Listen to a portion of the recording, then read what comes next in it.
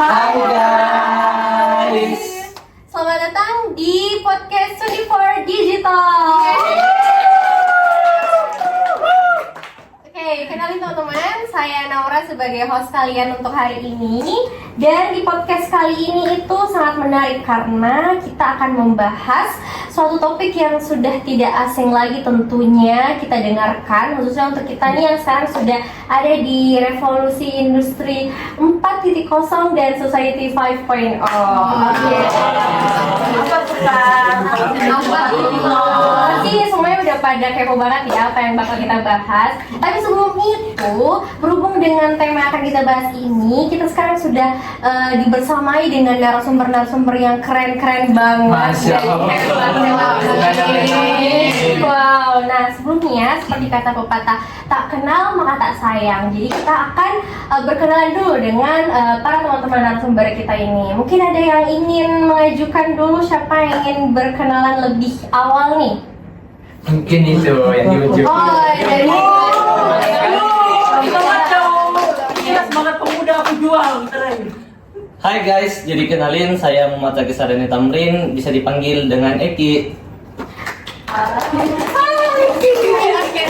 Halo semua, kenalin nama aku Nadifa Fadila Nirwan, biasa dipanggil Iva. Halo Iva. Hai semua, perkenalkan nama saya Sahirati Parawa, saya akrab dipanggil Bibi. Hai Bibi. Hai semua, nama saya Dinda Salsa Belasmadi, biasa dipanggil Dinda. Hai Dinda. Halo semua, perkenalkan saya Andi Nur Fadila Putri Saskia, biasa dipanggil Kia. Hai Kia. Halo semuanya, perkenalkan nama saya Siti Aura Ramadhani, saya akrab disapa Aura. Hai.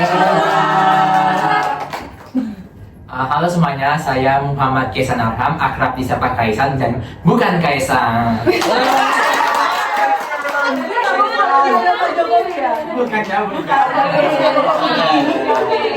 Oke, sebelumnya perkenalkan nama saya Fauzan Asfarianan, kalian bisa panggil saya Fauzan atau Ocam. Hai Ocam. Halo guys, perkenalkan nama saya Rizka, biasa dipanggil Rizka atau Ika. Hai Rizka. Oke, jadi sebenarnya ada satu narasumber kita yang berhalangan hadir secara luring, namun hadir secara daring nih. Teman kita itu bernama Alia yang nantinya akan kita perlihatkan secara daring setelah ini. Oke. Nah, tadi kan kita udah pada kenalan nih semua sama narasumber kita. Nah, sekarang kita akan masuk ke dalam pembahasan. Jadi, siapa nih yang mau coba siapa yang mau menebak kira-kira hari ini kita nih bakal membahas apa? Saya. Apa tuh? Oke, apa? Kali ini kita akan membahas mengenai AI. Ya, Seru banget. Seru banget AI. ChatGPT. Oke, jadi teman-teman hari ini kita bakal membahas AI. Mungkin ada sedikit teman-teman yang belum tahu nih sebenarnya apa itu AI. Jadi secara umum AI itu atau artificial intelligence atau kecerdasan buatan itu merupakan teknologi yang memungkinkan mesin atau komputer untuk meniru kecerdasan manusia dalam melakukan tugas-tugas tertentu. Jadi kayak yaitu dapat memahami, dapat menganalisis data juga, serta belajar dari pengalaman. Contohnya misalnya seperti yang biasa kita pakai seperti ChatGPT, Perplexity, dan lain-lain. Oke. Jadi AI ini sebenarnya itu menjadi bukti perkembangan dari teknologi kita yang begitu pesat, khususnya di teknologi digital. Nah, namun perkembangan ini tuh memunculkan beberapa perspektif yang kontras di masyarakat. Contohnya, jadi kayak di satu sisi AI ini itu dianggap sebagai inovasi yang memberikan banyak sekali kemudahan dan manfaat-manfaat lainnya untuk kehidupan kita sehari-hari. Namun di sisi lain AI juga menjadi ancaman, baik itu misalnya dari segi lapangan kerja, dari segi etika maupun kontrol terhadap teknologi itunya sendiri. Nah, berdasarkan dari pendapat-pendapat yang kontras di masyarakat ini, saya ingin bertanya nih kepada narasumber-narasumber kita, kira-kira pendapat mereka mengenai mengenai AI. AI ini, yang mengenai pendapat yang kontras ini tuh seperti apa sih sebenarnya? Mungkin ada kakak-kakak yang ingin mengajukan tangan dulu atau ingin mengajukan pendapatnya terlebih dahulu nih. Siapa? Oh iya, ada Rizka. Baik, terima kasih Nora. Jadi di sini saya akan membahas tentang peluang AI dalam edukasi. Jadi edukasi di era AI atau biasa disebut kecerdasan buatan mampu memberikan peluang yang cukup besar. Hal ini terjadi disebabkan mampu memberikan data serta informasi yang sesuai dengan kebutuhan siswa atau mahasiswa. Tidak hanya itu, keberadaan AI juga mampu meningkatkan semangat siswa atau semangat siswa untuk belajar melalui kurikulum serta gaya belajar yang lebih kreatif. Tidak hanya memberikan peluang pada siswa, akan tetapi AI juga mampu memberikan peluang bagi tenaga pengajar seperti guru maupun dosen. AI mampu merencanakan dan mengelola pembelajaran yang lebih baik serta mampu menyesuaikan pembelajaran tersebut kepada muridnya. AI juga mampu memudahkan pekerjaan lainnya. Berdasarkan beberapa penelitian, pembelajaran menggunakan metode tradisional dianggap masih kurang menarik dan interaktif, sehingga menyebabkan kurangnya semangat dan capaian hasil belajar yang cukup rendah. Sedangkan metode pembelajaran menggunakan AI mampu meningkatkan semangat belajar siswa melalui kurikulum yang lebih interaktif, metode pembelajaran yang lebih kreatif, dan masih banyak lagi. Jadi hal ini tentunya mampu meningkatkan semangat belajar siswa. Contohnya penggunaan AI itu yaitu guru memaparkan materi, lalu siswa mencatat materi tersebut, kemudian AI lah yang membantu siswa untuk mendapatkan pengalaman belajar melalui metode modern yang sesuai dengan materi yang dipaparkan oleh guru tersebut. Salah satu contohnya lagi penerapan AI dalam pendidikan adalah penggunaan platform yang pembelajaran adaptif seperti Khan Academy, Ruang Guru, serta Coursera yang didukung oleh AI. Mungkin itu saja. Oke, baik. Jadi dari menurut pendapat Rizka, teman kita ini, AI itu sangat berpeluang dan sangat membantu bagi teman-teman mahasiswa dalam betul untuk para tenaga kerja juga, misalnya membantu dalam pengerjaannya. Nah, coba kita ke siapa nih yang mau? Oh ya, coba. Terima kasih. Jadi mungkin sebelum lebih dalamnya pembahasan kita kali ini, saya mau bertanya mungkin kepada Eki. Eki, mungkin kalau semenjak sekolah itu susah nggak sih dalam mengatur jadwalnya, mungkin tugas begitu dan lain-lain? Sebenarnya sih susah karena kan kita punya banyak jadwal. Di luar eksekuler ya tentunya susah lah. Kalau Iva mungkin bagaimana? Sangat susah. Apalagi ya sekarang orangnya banyak kegiatan lain, Banyak organisasi.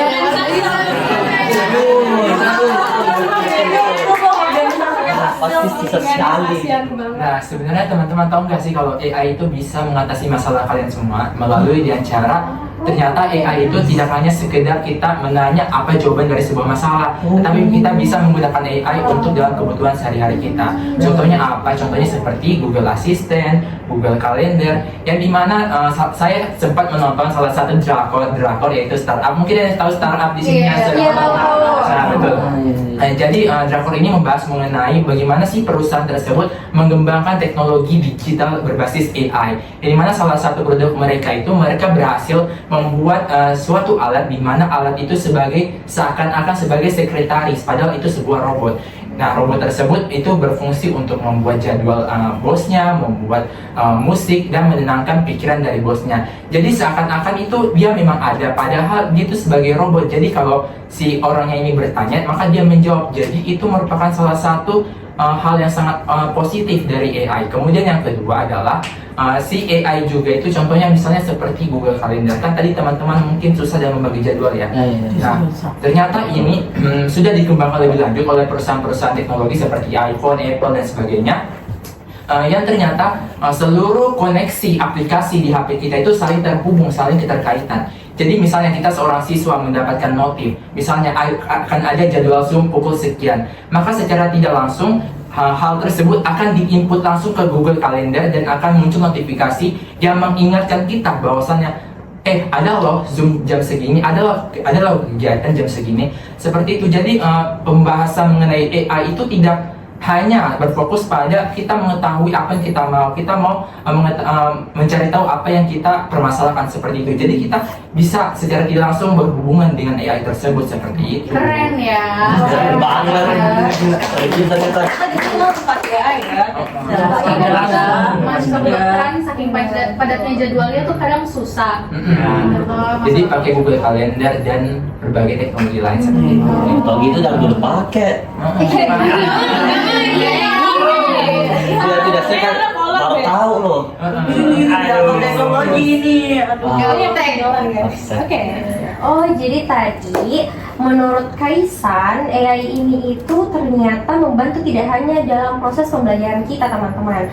Jadi AI itu juga dapat membantu kita dalam mengingat jadwal. Misalnya kayak seperti kita yang mahasiswa kedokteran ini kan, pasti jadwalnya itu padat banget. Dan AI ini dapat membantu kita mengingatkan hal-hal tersebut. Misalnya ada rapat yang tidak lama lagi, terus ternyata kita hampir lupa, tapi karena menggunakan AI ini, AI dapat membantu kita untuk mengingatkan lagi supaya kita bisa lebih cepat bersiap-siap dalam membagi waktu kita. Oke, baik. Mungkin lebih ke jadwal belajar ya Bu ya. Ya, jadwal belajar. Kan kita sebagai mahasiswa kan juga pasti nanti banyak. Oh, oke. Iya. Kita pura-pura. Kuliah rapat. Oke, jadi siapa lagi nih yang mau memberikan pendapatnya? Saya mau. Dari Kan tadi Dinda. kita barusan bicara tentang kepadatan jadwal belajar. Nah, kan tadi Kaisan bicara tentang kemampuan AI untuk membuatkan kita jadwal belajar kan. Kalau saya mungkin lebih sedikit ke di proses pembelajarannya. Pertama-tama sebelum saya berpindah ke topik disabilitas, saya mau bicara dulu tentang kita. Kita kan biasa ada games kan di kelas. Iya, Dan itu kan mengharuskan kita mencari dan mengerti banyak sekali kosakata anatomi atau fisiologi atau biokim. Dan biasa kalau misalnya main games kan lomba-lomba siapa paling cepat. Dan solusi gampangnya adalah cari saja di AI. Kalau untuk vocabulary itu gampang untuk cari di AI. Jadi AI juga sangat bisa membersamai kita dalam proses belajar dalam berbagai cara. Tapi yang saya membahas itu selain kita, kan ada juga teman-teman kita yang mungkin memiliki disabilitas dalam proses pembelajarannya. Nah, menurut saya AI itu sangat berguna dalam pertama dia bisa personalisasi proses belajarnya teman-teman disabilitas. Mungkin yang memiliki kemampuan yang beda sama kita, entah itu lebih entah itu kurang. AI saya rasa cukup mampu dalam membedakan kelebihan dan kekurangan tersebut. Nantinya akan membantu mereka lebih efektif dalam belajar. Tahu kan pasti caranya orang belajar itu beda-beda. Nah, dan saya juga rasa ya itu banyak sekali fitur-fiturnya yang dapat membantu. Contohnya text to speech. Kan kita tahu biasa itu kalau misalnya di Google Translate atau kalau kita ketik teks dan dibicarakan atau disuarakan oleh Google. Nah, hal ini kan juga ada fiturnya kalau di AI text to speech. Saya rasa ini fiturnya sangat berguna untuk teman-teman yang mungkin memiliki gangguan visual atau pendengaran karena bisa text to speech dan juga bisa speech to text. Dan saya rasa kan kita temanya di sini pendidikan inklusif atau AI yang bersifat inklusif. Jadi adanya AI ini saya rasa cukup menjadi peluang yang besar untuk lagi meningkatkan efektivitas belajar secara keseluruhan dan merata. Itu sih kalau dari saya. Jadi ternyata ya ini bukan cuma kita yang dibantu oleh AI. Jadi untuk teman-teman kita yang disabilitas juga ternyata terbantu banget nih sama AI. Misalnya dari fitur-fitur tadi yang dibilang oleh Linda, fitur text to speech yang mungkin bagi teman-teman yang memiliki keterbatasan dalam visual atau pendengaran juga sangat terbantu oleh fitur AI ini. Oke, baik. Dari siapa lagi nih yang mau? Oke, dari Oke, thank you nih Naura atas Iya. kesempatannya. Tadi kan udah dibahas tuh sama Kaisan tentang membuat jadwal membuat jadwal belajar ya, buat jadwal laptop. juga bisa. Terus Dinda tadi udah ngebahas tentang disabilitas. Nah, mungkin saya akan membahas tentang efisiensi dan juga aksesibilitas pendidikan dalam AI. Oke, pertama saya izin mohon maaf dulu ya. Mungkin pembahasannya agak panjang gitu kan, karena kan efisiensi dan aksesibilitas.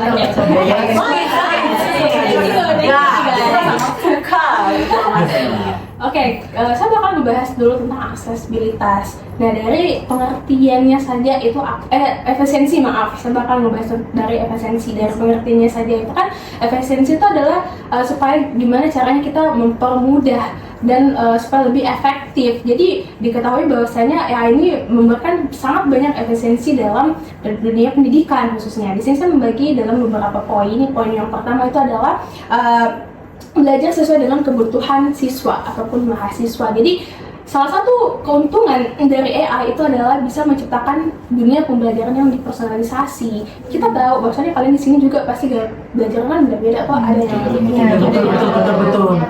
gampang dijelasin, ada yang harus berulang-ulang kali untuk dijelasin. Nah, saya ambil contoh aja, misalnya kalian pernah pakai nggak sih aplikasi Duolingo untuk bahasa dan juga Photomat. Nah, ya.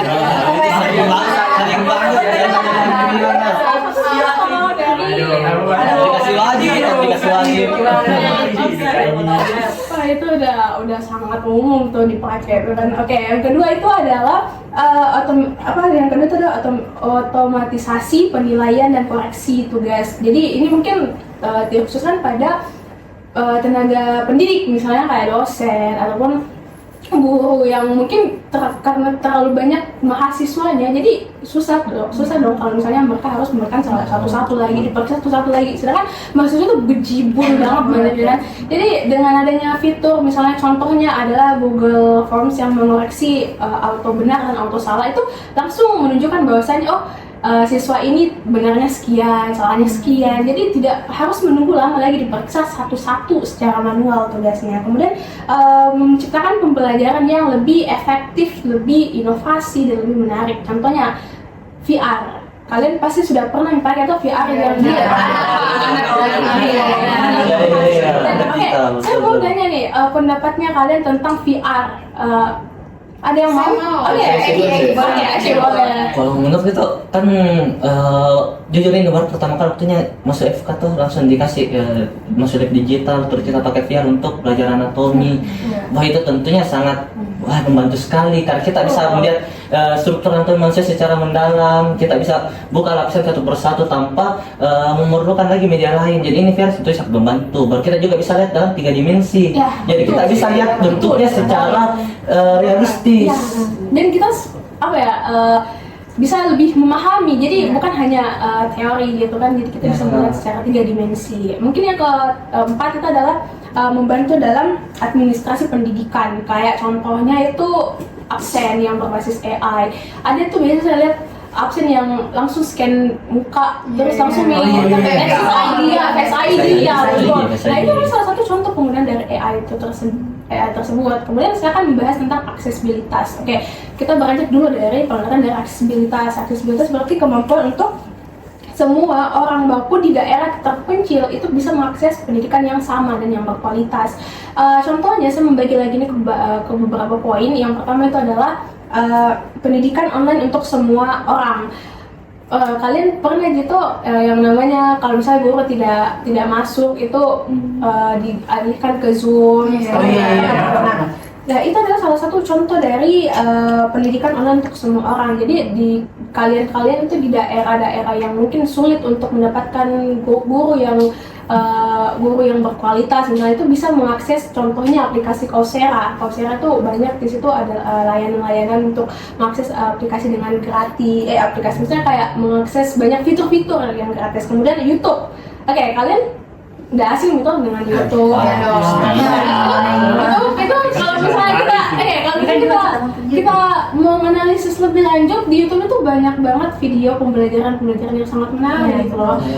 Tergantung kalian mau belajar apa. Jadi sebenarnya tergantung sih kalian lagi butuhnya apa, kalian bisa searching aja gitu di YouTube. Terus kemudian tadi yang sudah dibahas oleh Dinda, itu ya untuk orang yang berkebutuhan khusus itu juga sangat-sangat amat diperlukan. Contohnya misalnya adalah Be My Eyes gitu. Terus yang selanjutnya itu adalah AI untuk hambatan bahasa. Jadi kalian yang mungkin mempunyai kendala berbahasa itu kalian bisa menggunakan contohnya DeepL ataupun Google Translate untuk mentranslate bahasa yang sulit kalian mengerti ke bahasa yang kalian mengerti. Mungkin itu saja sih dari saya. Wah, panjang ya guys, panjang banget. Keren banget sih, daging semua itu daging semua. Daging materinya. Oke, jadi tadi Iva itu menjelaskan mengenai efisiensi dan aksesibilitas dari AI ini. Jadi untuk efisiensinya yaitu ternyata dia menciptakan pembelajaran yang sesuai dengan kemampuan masing-masing siswa. Karena yang kita ketahui masing-masing siswa pasti cara belajarnya itu ada yang berbeda-beda. Ada mungkin yang cepat tangkapnya, ada mungkin yang butuh dijelaskan berkali-kali lagi baru dia bisa mengerti. Nah, fitur ini tuh sangat membantu banget bagi kita para mahasiswa atau siswa-siswa lainnya. Nah, ada juga fitur yang dapat membantu tenaga kerja pendidikan untuk memeriksa misalnya tugas-tugas dari mahasiswa mereka. Karena kan kita tahu kalau dosen-dosen tuh pasti mahasiswanya tadi yang seperti dibilang Iva banyak banget kan. Jadi nggak mungkin mereka bisa memeriksa dengan secepat itu, memeriksa tugas-tugas dari semua mahasiswa mereka. Nah, untuk aksesibilitasnya misalnya kita bisa lihat dari tadi misalnya aplikasi-aplikasi yang bisa diakses oleh semua orang. Misalnya ada YouTube yang ternyata banyak banget video-video pembelajaran yang bisa kita dapatkan dari YouTube itu. Nah, sekarang kita berlanjut lagi ke siapa nih yang mau menjelaskan? Oke, ya. Mungkin di sini kan kita tadi sudah mendengar kayak manfaat-manfaat AI buat pendidikan dan sebagainya. Dan sini saya akan membahas mengenai manfaat AI dalam dunia perekonomian kita, negara kita Indonesia. Nah, di sini saya akan langsung membahas dari hasil penelitian Journal of Economic Business Ethics and Scientific History, di mana pada jurnal itu menunjukkan bahwa AI itu telah mengubah landscape bisnis dan ekonomi Indonesia itu secara keseluruhan. Di mana AI ini tuh mampu menciptakan peluang-peluang bisnis baru dan juga dapat meningkatkan efisiensi operasional. Selain itu juga AI ini dapat memungkinkan komputer itu untuk memahami, belajar, dan juga bertindak secara mandiri, seakan-akan dia itu merupakan manusia yang sedang menjalankan bisnis tersebut. Dan selain itu berdasarkan dari jurnal yang diterbitkan oleh Universitas Bina Sarana Informatika, yang dimana pada jurnal itu lebih membahas kayak dampak AI terhadap UMKM sendiri. Di mana pada jurnal ini AI itu dalam memberikan dukungan untuk UMKM, contohnya itu UMKM itu dapat lebih mudah memahami tren-tren pasar dan perilaku konsumen melalui analisis data yang lebih akurat. Contohnya sendiri AI ini dapat digunakan dalam chatbot untuk meningkatkan interaksi dengan pelanggannya, memberikan rekomendasi produk otomatis berdasarkan preferensi konsumen, dan juga hingga optimasi iklan digital agar lebih tepat sasaran.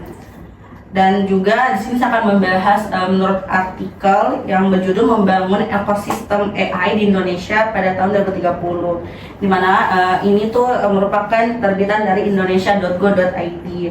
Yang dimana pada artikel ini pengguna AI sendiri di Indonesia diperkirakan akan berkontribusi sekitar 12% terhadap pertumbuhan PDB nasional, yang dimana 12% itu setara dengan 366 miliar US dollar, yang kayak angka itu sangat besar kan. Nah, tetapi ini tuh angka yang diperkirakan pada tahun 2030 nanti, masih lama, masih 5 tahun. Semua butuh progres ya guys. Iya, Berproses. Selain itu, dengan jumlah startup yang mencapai 2.646 termasuk 15 unicorn dan juga 2 dekakorn, Indonesia menunjukkan kesiapan untuk menjadi pemimpin utama dalam era AI ini. Namun untuk mencapai potensi ini diperlukan pengembangan yang lebih memadai lagi. Mungkin segitu dari saya. Banget. Ternyata saya juga bisa para ekonomi. Iya, betul. Iya, makanya. Ternyata dari pendapat Kia tadi, AI itu bisa sampai mencakup dalam hal bidang ekonomi dan juga bisnis. Misalnya bisa juga menganalisis data dan juga bisa sampai menganalisis tren pasar, dan ternyata juga bisa sampai mendukung meningkatkan PDB. Oh, keren banget ya ternyata ya ini. Oke, jadi sekarang siapa lagi nih yang mau memberikan pendapatnya? Oke, dari Eki. Ya, jadi Kak, terima kasih. Ya. Nah, tadi kan teman-teman semuanya sudah bahas kan tentang semua kelebihannya AI. Banyak sekali, mulai dari membantu para mahasiswa ataupun juga guru, tenaga pendidik. Ada juga dari Kasen tadi bisa bantu kita menjadwalkan secara, membantu kita mengatur jadwal. Terus juga dari Dinda tadi bisa ada aksesnya untuk orang disabilitas. Terus juga tadi dari Iva banyak menambahkan dari segi efisiensi dan juga aksesibilitas. Nah, tapi pada kesempatan kali ini saya juga mau membahas tentang ancamannya dari AI. Ada juga yang ada ancamannya. Ancamannya. Nah, jadi kita tidak boleh terlalu melihat AI itu dari segi positifnya. Kita juga perlu melihat terhadap AI. Jadi kita tidak boleh sebenarnya ketergantungan sama AI. Karena ketergantungan ini dapat membuat mahasiswa mengurangi kemampuan berpikir kritis dan juga kreativitasnya. Nah, ya jadi ada penelitian saya dapatkan di jurnal tahun 2024 bahwasanya itu 44,4% mahasiswa merasa kurang berpikir kritis ketika menggunakan AI dalam mengerjakan tugasnya. Nah, tentunya ini angka yang besar. Hampir setengahnya loh. Hampir setengah. Nah, jadi itu karena dia terlalu sering menggunakan AI sehingga dia kurang mengasah pikirannya. Karena kan kita tahu lah orang sekarang pasti kalau ada yang instan kenapa harus berproses? Ya kan. Nah, itulah makanya yang kita harus hindari karena penggunaan AI secara berlebihan itulah menyebabkan kita ketergantungan AI. Nah, selain itu juga kalau kita ketergantungan AI, kita bisa menghilangkan rasa kayak kita tidak mau lagi untuk berpikir sendiri, kita lebih ketergantungan sama AI. Kayak kita tidak mau lagi berpikir, kita tidak berpikir thinking. Ya, jadi kan nggak bisa juga mengasah bagaimana inovasi-inovasi yang kita bisa berikan. Kan kita seperti tahu AI kan pasti pengetahuannya pasti terbatas lah. Semua juga berasal dari manusia. Nah, jadi kita sebagai manusia ya pasti memiliki tingkat pengetahuan yang lebih tinggi daripada AI. Nah, jadi menurutku itu ini AI harus kita gunakan secara seimbang. Jadi kita gunakan AI untuk media kolaboratif, jangan menggunakan AI sebagai media utama. Jadi kalau bantu ya. Ya betul. Jadi kita jangan kayak apa AI. Sampai tanya. Ya boleh jadi. Ya misalnya kalau kita kayak misalnya dari proyek atau proyek tugas, bolehlah kita pakai AI untuk sebagai sumber ide dan juga sebagai penerang lah. Kalau misalnya kita buntu apa kira-kira ide ini ya bisa bantu kita. Nah, ada juga penting simpulkan kalau misalnya ini AI harus digunakan secara kolaboratif atau seimbang dengan supaya kita itu dapat meningkatkan ilmu pengetahuan dan juga sosial kita secara baik dan secara maksimal dengan teknologi. Dan itu juga AI juga memberikan hasil potensial dan juga dampak dari suatu keputusan yang kita berikan. Nah, sehingga oleh karena itu mahasiswa tetap disuruh untuk tetap berpikir kritis dan juga kreativitasnya tetap harus dibutuhkan. Mungkin itu saja dari saya. Saya mau izin tambah deh untuk Eki. Ya, Kan tadi Eki bicara tentang keseimbangan, ya jangan kita sampai ketergantungan. Dan saya rasa itu juga sangat penting karena sebagai insya Allah nanti calon dokter kan banyak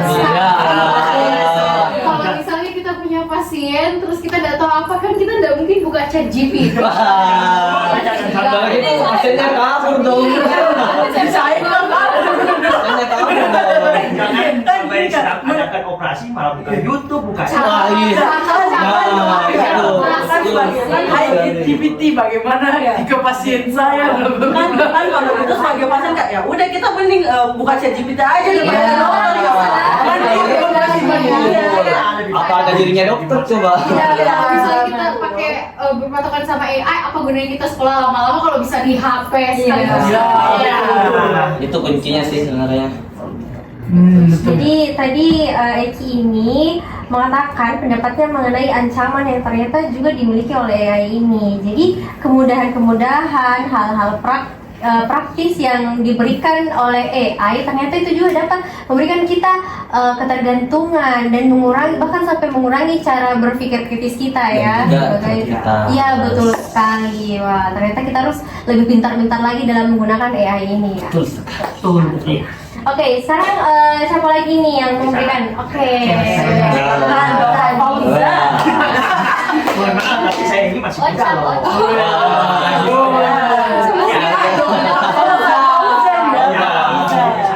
Ya, di sini pembahasan saya kurang lebih hampir bersamaan dengan Eki, tapi pembahasan saya ini agak berlawanan arah dengan Rizka. Tadi kan Rizka membahas peluangnya. Nah, di sini saya membahas ancamannya di bidang itu.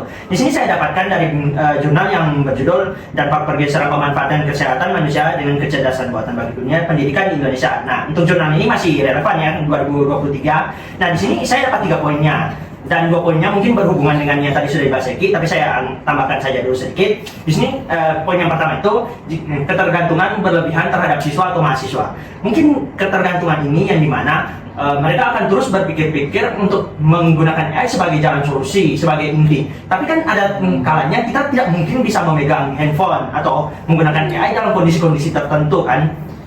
Seperti sudah dijelaskan tadi sebagai calon dokter, ya mungkin kan pada saat operasi atau pemeriksaan tidak mungkin kita terus lihat-lihat HP.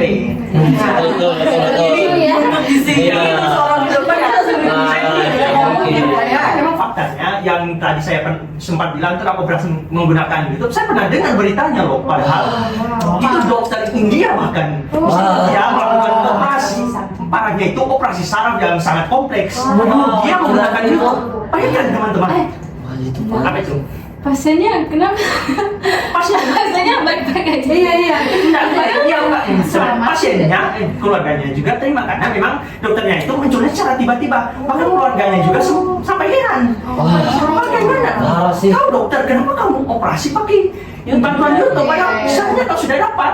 Nah, dan parahnya lagi gagal dan dokter. Pasiennya kenapa? Pasiennya meninggal. Iya, meninggal. Guys, nggak boleh begitu ya. Nggak boleh. Menggunakan AI yang salah sih. Ya. Nah, saya berikan contohnya yang lebih tidak membawa manusia terasik. Mungkin saya ambil kucing lah. Kucing kan liar itu memiliki kemampuan untuk mencari makanan secara tersendiri kan. Mungkin ini akan berhubungan dengan topik kedua, yang poin kedua saya. Nah, jika kita manusia memberikan makanan pada dia secara terus-menerus, kan lama-lama kemampuan dia untuk mencari makanan kan akan hilang. Iya. Dan mereka akan terus bergantung Ini kepada suap ya. bergantung pada diri kita sendiri. Nah, hal itu juga sama terjadi kepada manusia di poin kedua ini, yang dimana kemampuan berpikir kritis mahasiswa juga akan berkurang, yang dimana mereka akan terus bergantung kepada AI. Nah, itu sebenarnya nggak baik. Sama ya kayak tadi yang Eki bahas yang sebanyak Ya, makanya saya 4% ya. bilang ini akan sangat berkesinambungan Eki, tapi saya akan tambahkan saja. Mungkin itu contohnya. Nah, sekarang saya lanjut ke poin ketiga, risiko plagiarisme. Nah, mungkin di sini saya jujur ya. Saya jujur aja di sini. Saya tidak akan sini. Saya juga pernah menggunakan ChatGPT untuk membuat makalah atau apa. Tapi terkadang saya pernah berpikiran untuk ngecek plagiarisme karena di TikTok ada juga kan terkadang pembahasan tentang mereka membuat skripsi dan tingkat plagiarismenya kan tinggi. Nah, di sini saya iseng-iseng buka di web tertentu. Nah, di sini saya coba tes makalah saya berapa plagiarisme. Dan faktanya plagiarisme tinggi, lebih dari 50% bahkan. Nah, beda teman-teman. Itu tidak akan diizinkan. Karena wajibnya itu harus di bawah 20% lebih. Nah, itu yang masalahnya. Kan AI itu dia mengumpulkan bukan cuma informasi tentang jurnal-jurnal yang pernah dibuat, tapi semua yang pernah ada dibuat. Nah, bisa jadi AI itu hanya mengambil kata-katanya, tidak mengambil nama siapa pembuatnya. Nah, itu yang akan jika kita masukkan di situ, itu akan terkonfirmasi bahwa itu plagiarisme. Nah, itu masalah yang terbesar yang bisa itu. Jujur saya juga pernah kena begitu. Ya, silakan. Pernah kedapatan nggak sih? Apa tuh? Udah pakai ChatGPT. Saya nggak ketemu kan? Ya selalu paling Dimarahin nggak? Enggak, tapi dinasihatin. Dinasihatin. Tapi ini bukan ketika di mahasiswa ya, tapi lebih ke sekolah waktu dulu. Oh, pasti. Ya, karena guru gue itu dulu memang tegas. Dan lebih suka kalau misalnya saya lebih berpikir kritis. Mungkin itu saja dari saya.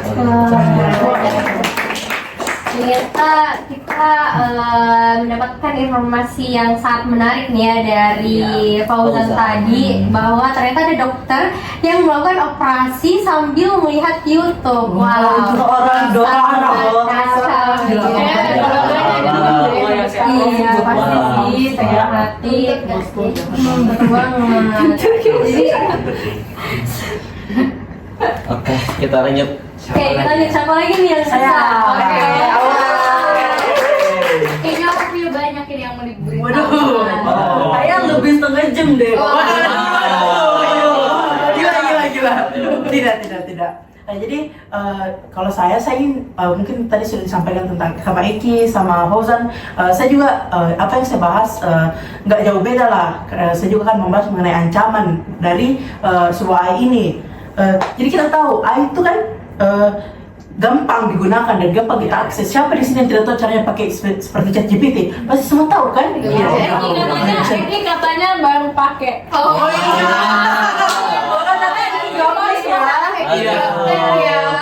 Maafkan Tapi guys. sebenarnya gampangnya diaksesnya ChatGPT ini, gampangnya diakses AI ini bisa jadi kayak pedang bermata dua bagi kita. Karena kita bisa kayak kita gampang mengakses informasi begini gitu. Tapi dari gampangnya kita mengakses informasi ini dapat menyebabkan yang namanya ketergantungan bagi kita. Nah, kayak contohnya kita tinggal cari websitenya chatgpt.com misalnya. Kita tinggal tulis skenario atau apa, kita sudah dapat hasilnya. Kita juga bisa menanyakan ini tuh, kita sudah dapat. Segampang itu kita mendapatkan informasi. Nah, Saya punya satu contoh sih. Ini saya kayak lebih betul-betul saya lihat di depan mata sendiri ya. Pada saat SMA, saya punya satu teman laki-laki, mungkin nggak enak ya kalau saya sebutkan namanya. Dia teman. Dia tuh bisa dibilang ketagihan ChatGPT banget ya, karena kayak semua tugas-tugasnya tuh pakai ChatGPT. Kayak udah ditegur pun masih pakai ChatGPT. Itu tuh contoh kayak ketagihan ChatGPT. Itu sangat tidak baik. Kebetulan alhamdulillah tidak ya. Alhamdulillah.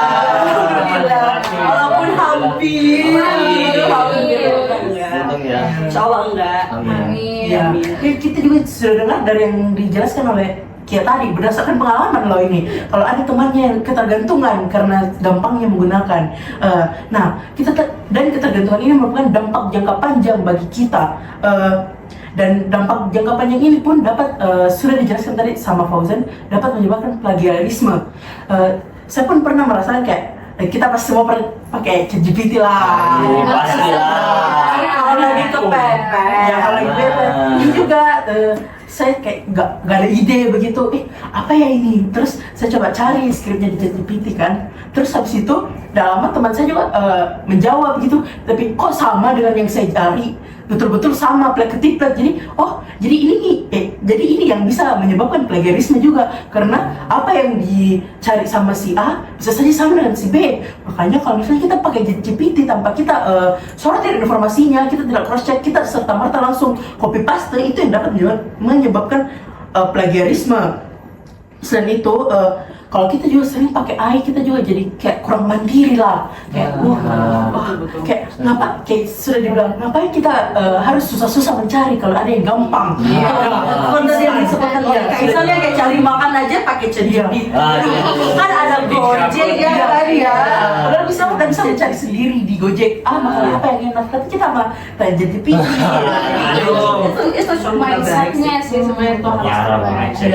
Ya itu dan kurasa pasti pasti banyak lah mahasiswa yang ingin instan. Kayak siapa sih yang tidak mau instan? Kayak tinggal ini, kalau kita sudah selesai kerja ini kan kita bisa kerja yang lain. Makanya bisa tidur. Ya bisa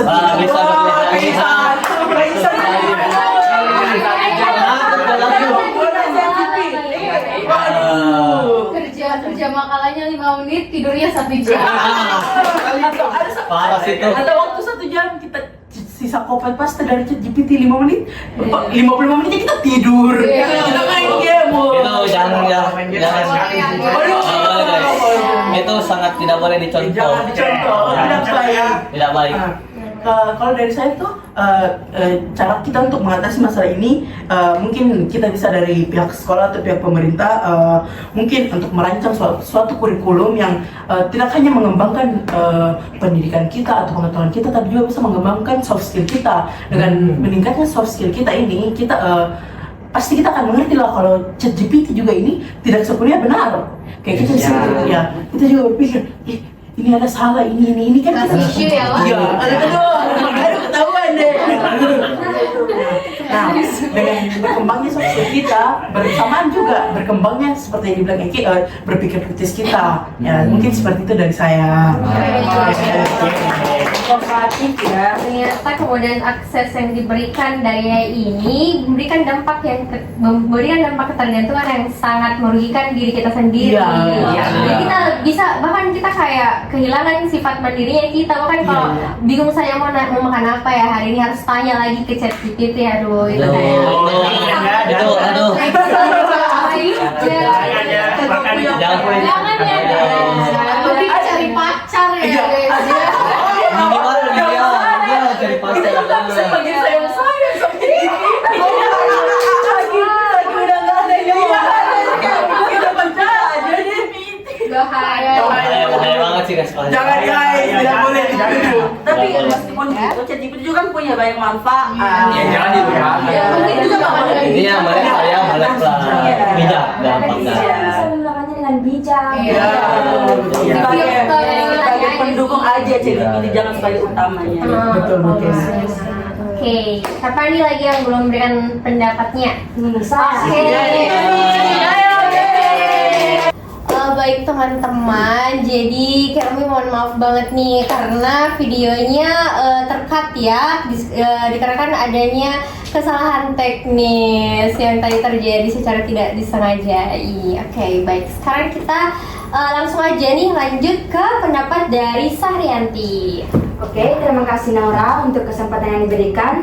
Jadi di sini tuh saya akan membahas tentang ancaman AI terhadap peran dokter dan tenaga pendidik. Nah, poin yang pertama yang saya membahas ini yaitu otomatisasi tugas rutin. Jadi tadi betul yang dikatakan oleh Eki bahwa AI ini bisa sangat membantu kita dalam mengerjakan tugas, apalagi dalam waktu yang mendesak. Nah, jadi AI ini memiliki kemampuan untuk mengotomatiskan atau mengoptimalkan tugas-tugas rutin seperti penilaian tugas, pemberian umpan balik dan administrasi maksudku tadi salah, jadi pemberian administrasi. Nah, jadi hal ini tuh dapat mengurangi kebutuhan akan tenaga medis, salah maksudnya tenaga pendidik manusia dan untuk tugas-tugas tersebut. Nah, jadi poin yang kedua yang saya bahas itu yaitu personalisasi pembelajaran. Nah, yang dimaksud ini adalah sistem AI dapat menyesuaikan materi pembelajaran dengan kebutuhan dan kecepatan belajar masing-masing siswa. Nah, jadi hal ini berpotensi mengurangi peran dan dalam memberikan pengajaran secara klasikal. Nah, terus ancaman yang poin yang ketiga yaitu penggantian peran dosen. Nah, dalam beberapa kasus AI ini dapat menggantikan peran dosen dalam memberikan materi pembelajaran, terutama untuk mata kuliah yang bersifat teoritis atau susah dan memiliki material yang relatif statis. Nah, terus ancaman yang terakhir yaitu yang saya bahas yaitu kesenjangan keterampilan. Nah, di mana perkembangan AI yang pesat dapat menciptakan kesenjangan keterampilan antara tenaga pendidik yang mampu beradaptasi dengan teknologi dan yang tidak, dan maksudku dengan teknologi. Nah, jadi hal ini itu dapat menyebabkan sebagian tenaga pendidik kehilangan relevansi. mungkin hanya itu yang bisa saya tambahkan dan masih banyak ancaman-ancaman yang lain yang belum bisa saya sebutkan. Terbatas waktu ya guys ya.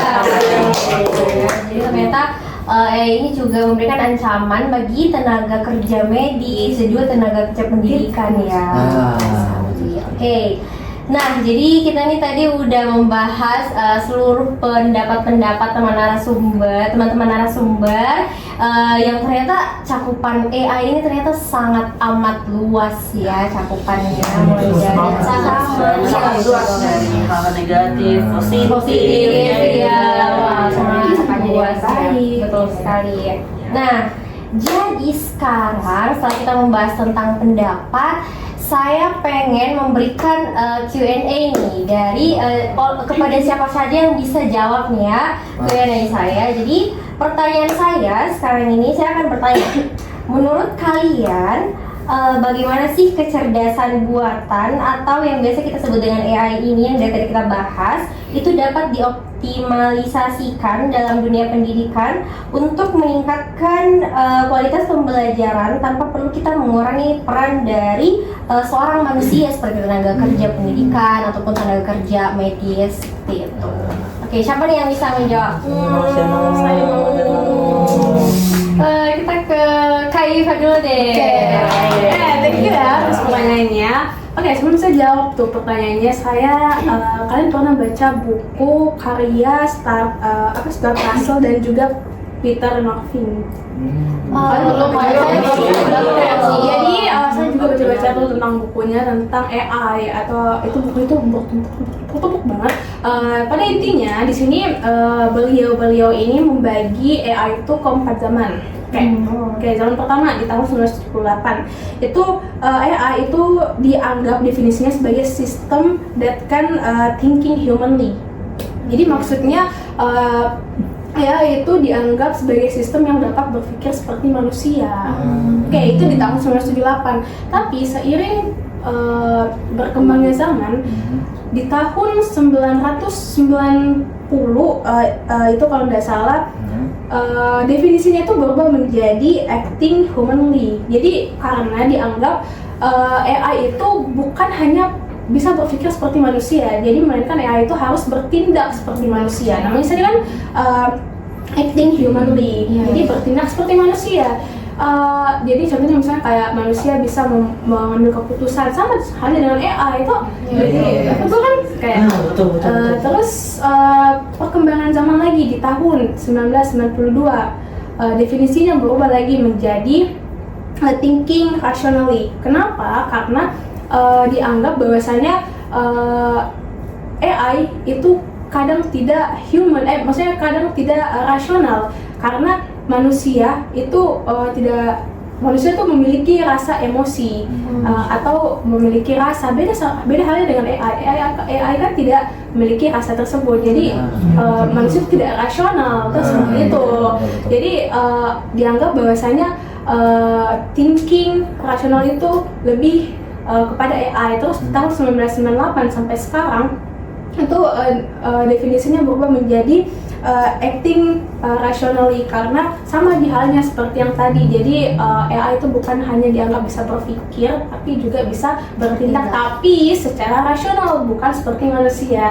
Dan hal tersebut itu sudah sangat menjawab tadi pertanyaannya bahwasanya AI itu sebagai alat bantu bisa saja, bukan AI itu tidak pernah bisa menggantikan manusia, karena AI itu tidak, tapi kan dari pengertiannya saja thinking humanly, acting humanly, terus berubah lagi sampai tahun 1998 sampai sekarang. Jadi AI itu sebagai alat bantu bisa aja, jadi tidak perlu itu benar manusia seperti itu. Mungkin ada pendapat lainnya kan ya soalnya. Kalau saya sih sebenarnya seperti yang tadi sudah saya sampaikan, kalau misalnya AI itu kalau kita mau pakai harus sebagai kolaborator. Jadi kita pakai, kalau memang kita mau pakai AI, kita pakai tapi kita juga kombinasikan dengan pemikiran kita. Jangan terima mentah-mentah apa yang dibilang AI langsung kita ambil itu, langsung kita kopas. Bukan sebagai patokan kalau semua yang dikatakan AI itu benar ya. Ya betul. Nah terkadang juga tuh AI pasti ada salahnya. Nah kayak apa nih? Saya ambil contoh lah. kalau saya sendiri, misalnya ada dari dosen beberapa soal. Nah, kadang juga saya tidak berpatokan pada apa PPT yang dosen berikan. Saya juga pasti menambahkan jawaban dari GPT. Tapi menurut saya yang biasa dari GPT sampaikan itu beberapa tidak seluruhnya benar. Ada saja yang bertentangan dengan PPT dosen yang tentunya menurut saya setelah saya juga mendalami lebih lanjut ternyata GPT ini memang salah, informasinya kurang ya betul, kayak kurang terpercaya juga.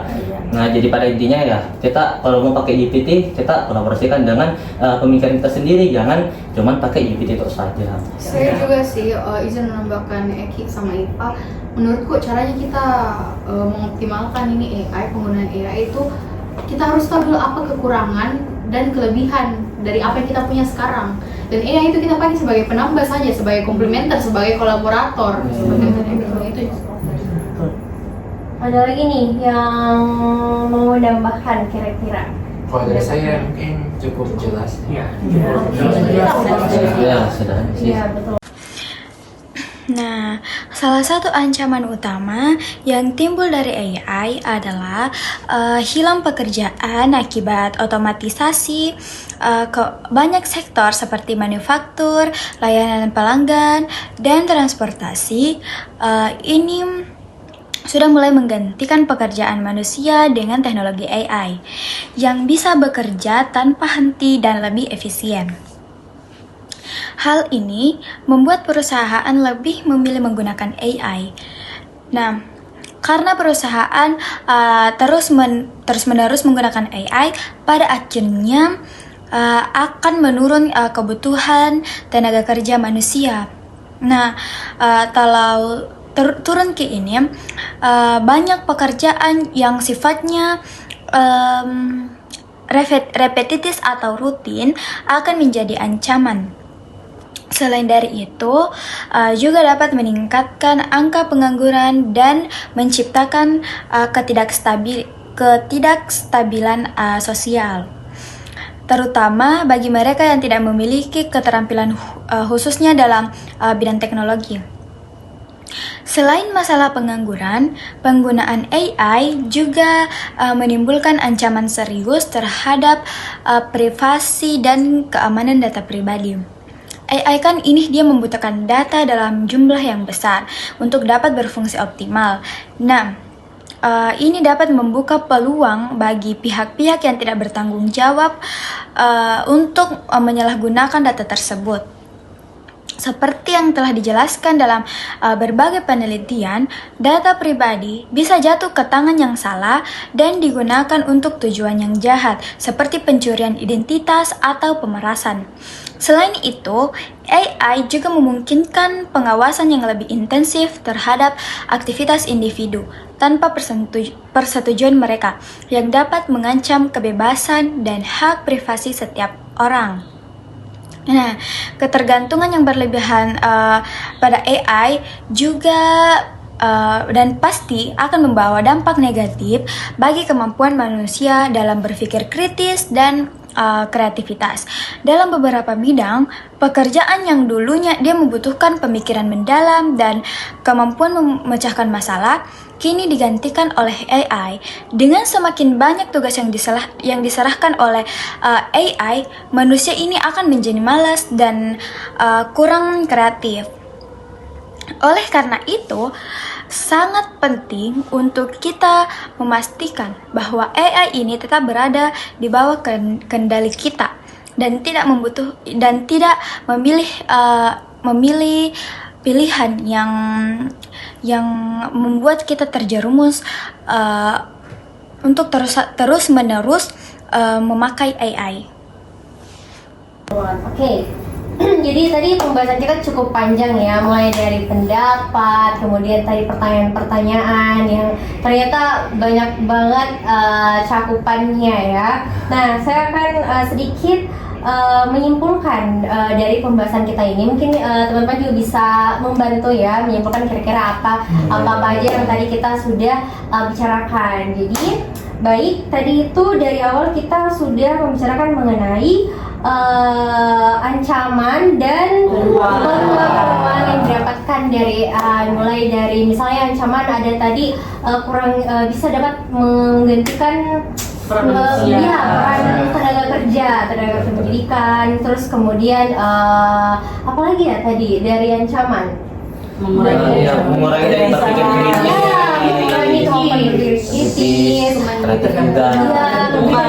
ketergantungan. Nah, terus ternyata selain itu yang kita ketahui tadi, yang kita bahas pertama kali itu tadi ada dari segi peluangnya, dari segi manfaat-manfaat yang diberikan, misalnya apa ya tadi? memberi